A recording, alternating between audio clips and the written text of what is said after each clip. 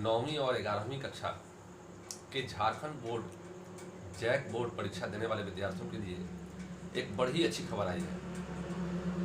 वो ये है कि जैक बोर्ड एग्जाम के लिए JCERT, नाम आपने सुना होगा JCERT का, Jharkhand council of educational research and training, Jharkhand शैक्षणिक अनुसंधान परिषद रांची ने JCERT ने मॉडल प्रश्न पत्र जारी कर दिया है। भूगोल विषय के लिए 3 मॉडल प्रश्न पत्र और हिस्ट्री के लिए भी मॉडल प्रश्न पत्र JCERT के द्वारा जारी किया गया है। लेकिन पॉलिटिकल साइंस के लिए कोई भी मॉडल प्रश्न पत्र जारी नहीं किया गया है। फिर भी मैं अपनी ओर से जो गेस करूंगा और कर रहा हूं, एक सेट मैंने बनाया भी है वीडियो, बच्चे उसको देख भी रहे हैं और काफ़ी लाभप्रद साबित उनके लिए होने वाला है पॉलिटिकल साइंस के लिए। अब चूंकि JCERT के द्वारा भूगोल और इतिहास विषय के लिए भी मॉडल प्रश्न पत्र जारी कर दिया गया है, तो उसका भी आंसर बहुत जल्द आपके लिए बहुत ही सटीक उत्तर और बहुत ही समझा कर करके उसको मैं आपके लिए पेश करूंगा और मुझे उम्मीद है कि आप उसको अच्छी तरह समझ लेंगे, तो परीक्षा में उसका बहुत ही अच्छा फल, उसका रिजल्ट आपको मिलेगा। आपने देखा होगा भी कि अभी JCERT के द्वारा जो मॉडल प्रश्न पत्र जारी किया गया है, उससे पहले ही हमने अभी भूगोल विषय के लिए, आज मैंने इतिहास के लिए भी दिन में और पॉलिटिकल साइंस के लिए एक सेट प्रश्न उत्तर टर्म 2 एग्जाम के लिए जारी कर दिया है। तो उसको आपने देखा होगा, आप मिला भी सकते हैं।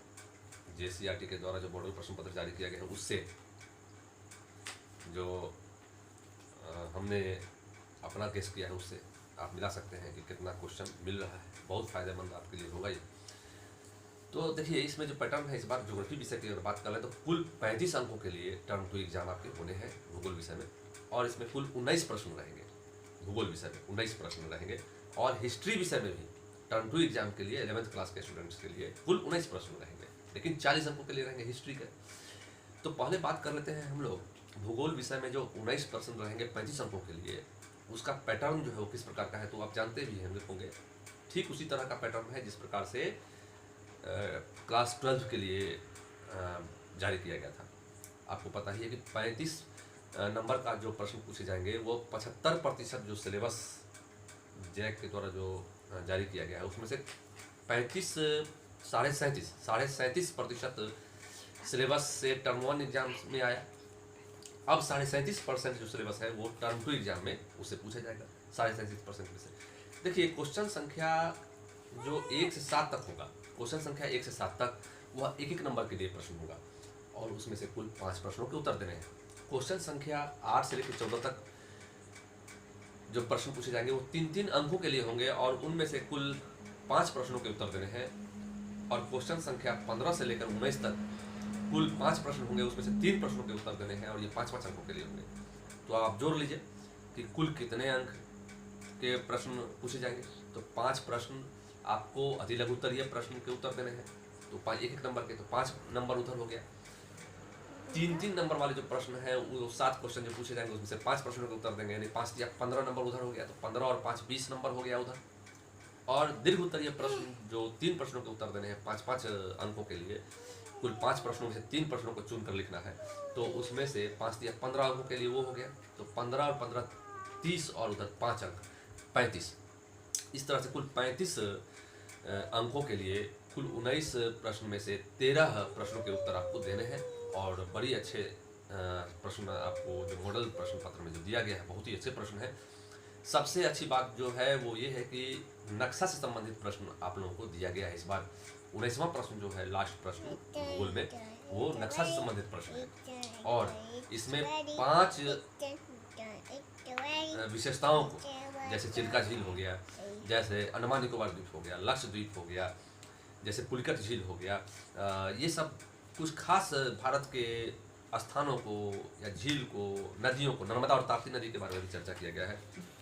तो इस तरह से भारत की भौतिक विशेषता, भारत के प्रमुख स्थान, द्वीप, ये सब चीज़ों को दर्शाने के लिए प्रश्न जो है सो आपसे पूछा गया है। तो ये आप उसका उत्तर दे कर करके बड़े ही आसानी से तुरंत में 5 अंक का 5 अंक प्राप्त कर सकते हैं परीक्षा में। तो इसको मैं कैसे दर्शाना है, जो मॉडल सेट हल करूँगा उसमें बतलाने की कोशिश करूँगा। तो ये बात जो है वो ज्योग्राफी विषय के लिए हो गया। अब आप देख लीजिए जरा सा हिस्ट्री विषय के लिए कि इसमें जो प्रश्न पूछे जाएंगे वो किस तरह के होंगे। तो हिस्ट्री विषय में जो है आपको ठीक यहाँ पर जो 1 से लेकर 7 तक प्रश्न होंगे, वो 1 से लेकर 7 तक प्रश्न जो होंगे वो जो है वो भी 1-1 नंबर के होंगे। और उसमें से 1 से 5 तक जो आप प्रश्न का उत्तर देंगे, मैंने कुल 5 प्रश्नों के उत्तर देंगे, तो वहाँ पर 1 से 7 तक प्रश्न ज्योग्राफी में 1-1 अंक का था। यहाँ पर 1 से 7 तक जो क्वेश्चन है वो 2-2 नंबर का है। तो इस तरह से यहाँ पर आपको जो अति लघु उत्तरीय प्रश्न का जो उत्तर देंगे 5 प्रश्नों के उत्तर, वह 10 नंबर के लिए हो जाएगा। और बाकी जो इधर 8 से लेकर 14 तक जो प्रश्न है उसमें से 5 प्रश्नों के उत्तर देने हैं, वो भी 5 अंकों के लिए है एक प्रत्येक प्रश्न, और 5 या 15 अंक इधर हो गया। और दीर्घ उत्तरीय प्रश्न के जो उत्तर देंगे 3 प्रश्नों के उत्तर देंगे, 5 प्रश्नों में से 3 प्रश्नों के उत्तर देंगे, वो 5-5 अंकों वाला होगा। और उसमें से 5 या 15 अंक वहाँ भी हो जाएगा। तो 15-15 30 और उधर 10 अति लघु उत्तरीय वाला, तो 40 अंकों के लिए। तो इस तरह से हिस्ट्री में आपको कुल 40 प्रश्नों 40 अंकों के लिए एग्जाम होने हैं, और ज्योग्राफी में कुल 35 अंकों के लिए एग्जाम होने हैं। और ये आपका एग्जाम का पैटर्न हो गया, एकदम स्पष्ट हो चुका है कि टर्म 2 में किस तरह के क्वेश्चन पूछे जाएंगे और कैसे और कितने कितने अंकों के प्रश्न पूछे जाएंगे। एक और जो महत्वपूर्ण बात वो है ये है कि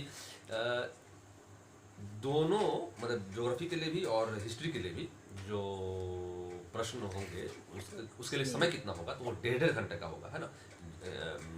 ज्योग्राफी के लिए भी 1.5 घंटा और हिस्ट्री के लिए भी 1.5 घंटा का समय निर्धारित किया गया है। उसमें से आपको मतलब 1.5 घंटे में ही आपको 13 प्रश्नों के उत्तर हिस्ट्री में भी देने हैं और ज्योग्राफी में भी देने हैं। और चूंकि पॉलिटिकल साइंस में अभी तक कोई मॉडल प्रश्न पत्र जारी जैसे ERT के द्वारा नहीं किया गया है, लेकिन फिर भी चूंकि ज्योग्राफी और हिस्ट्री का मॉडल प्रश्न पत्र जारी किया गया है, तो उसी से हम लोग अनुमान लगा सकते हैं कि पॉलिटिकल साइंस में भी किस तरह के प्रश्न आएंगे। जिस तरह से क्लास 12 के लिए मॉडल प्रश्न पत्र जो जारी किया गया था, तो उसमें पॉलिटिकल साइंस के लिए नहीं किया गया था, लेकिन फिर भी हमने देखा है कि क्लास 12 में ठीक उसी तरह का प्रश्न जो है पूछा गया पॉलिटिकल साइंस में, उसी पैटर्न के आधार पर पूछा गया। जिस प्रकार से हिस्ट्री में 40 अंकों के लिए पूछा गया था, ज्योग्राफी में 35 अंकों के लिए पूछा गया था, जिस तरह से पैटर्न वहाँ 12th क्लास में था, ठीक उसी तरह से यहाँ भी होगा। तो यहाँ भी आप मान के चलिए कि पॉलिटिकल साइंस में भी जो पैटर्न होगा प्रश्न पूछने का, जो अवधि होगी मतलब जो समय अंतराल होगा क्वेश्चन आंसर देने का, परीक्षा में विद्यार्थियों को जो समय दिया जाएगा और पूर्णांक जो होगा वह सब ठीक उसी तरह से होगा जिस तरह से हिस्ट्री का है। तो इसमें भी पॉलिटिकल साइंस में भी 1 से लेकर 7 तक जो प्रश्न होंगे वह अति लघु उत्तरीय होंगे और 1 नंबर वाले होंगे, उसमें से 5 प्रश्नों के उत्तर देने होंगे।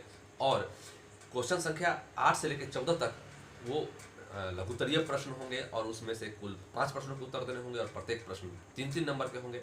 और क्वेश्चन संख्या 15 से लेकर क्वेश्चन संख्या 19 तक जो कुल 5 प्रश्न होंगे उसमें से 3 प्रश्नों के उत्तर देने होंगे और प्रत्येक प्रश्न जो है वो 5-5 अंकों के लिए होंगे। और इस प्रकार से सबको आप जोड़ लेंगे तो 15-15 30 और 5 40 35 मतलब 15-15 30 और 5 दूना 10 30 और 10 40 अंकों के लिए आपको पॉलिटिकल साइंस के भी प्रश्न पूछे जाएंगे। तो ये जो है परीक्षा का पैटर्न आप अपने मन में इस चीज़ को माइंड में कब कर लें कि किस प्रकार के प्रश्न आपको परीक्षा में पूछे जाएंगे, क्या पैटर्न होगा, कितने अंकों के लिए होंगे, कितना समय आपको दिया जाएगा, यह सब स्पष्ट हो चुका है। एग्ज़ाम कब होगा, शायद प्रोग्राम भी आ गया है इसका। आप मान के चलिए कि जून में एग्ज़ाम आपको देना ही देना है हर हाल में। गर्मी छुट्टी के बाद स्कूल भी खुल जाएंगे, तो कहने का मतलब है कि विद्यार्थी के पास समय अब बहुत कम रह गया है और पहले का पढ़ा हुआ चीज़ आपको ज़्यादा फायदा करेगा। और जो नहीं पढ़े हैं उसको जल्दी जल्दी पढ़िए, जो पढ़ा हुआ है उसको रिविज़न कीजिए। और बाकी मैं जो हूँ अपना काम आपके लिए जहाँ तक हो सकता है करूँगा। जल्दी ही मैं फिर नेक्स्ट वीडियो में आपसे मिलता हूँ मॉडल सेट के प्रश्नों के हल के साथ। तब तक के लिए आप अपना पढ़ाई को अच्छी तरह से जारी रखें। फिर मिलते हैं। बहुत बहुत धन्यवाद।